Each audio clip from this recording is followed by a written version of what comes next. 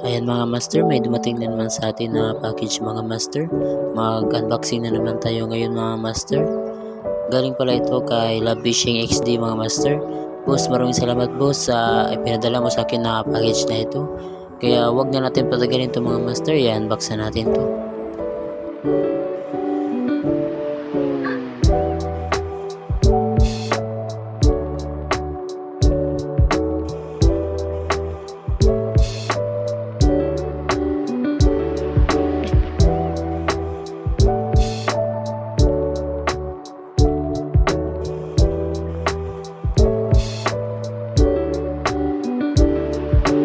Ayan mga master, unbox na po natin. Kita nyo naman kung gaano kaganda ang fishing rod na pinadala sa atin. At may kasama din itong mga freebies mga master. Meron na din po itong fishing reel mga master. Buksan natin ito mga master.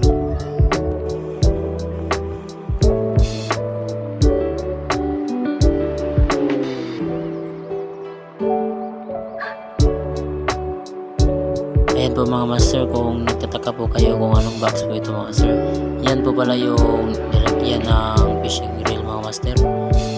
At ito naman yung ibang previous mga master na fishing bait mga master. Meron na din itong mga floater, may hook, meron na ding alarm mga master. At iba pa dyan mga master, meron na yung ibang pamain mga master. Meron na din kasama nito mga master, di ko alam para saan to mga master. Comment nyo lang sa comment section mga master kung para saan to mga master. At ito naman yung fishing rod natin mga master.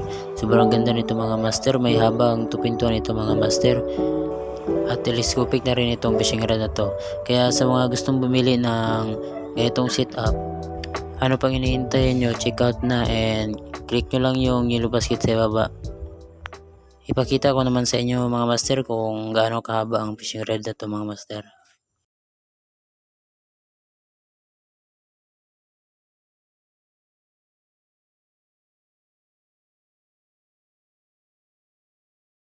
Ayan mga master, kita nyo naman kung gaano kahaba ang fishing rod na to mga master. Ang lupit nitong fishing rod na to mga master. Baka ito na yung hinahanap nyong fishing rod mga master. At di lang po ito rod mga master, naka full set na rin ito mga master. Ito naman yung fishing reel niya mga master. Tingnan natin yung loob mga master. Ayan mga master, tingnan naman kung gaano kaganda ang fishing reel mga master. May kasama na rin itong line mga master, kulay puti. Kaya ano pang hinihintay nyo mga master, sa mga gustong bumili ng mga fishing rod at reel niya mga master, baka ito na yun, naka-set na rin ito mga master.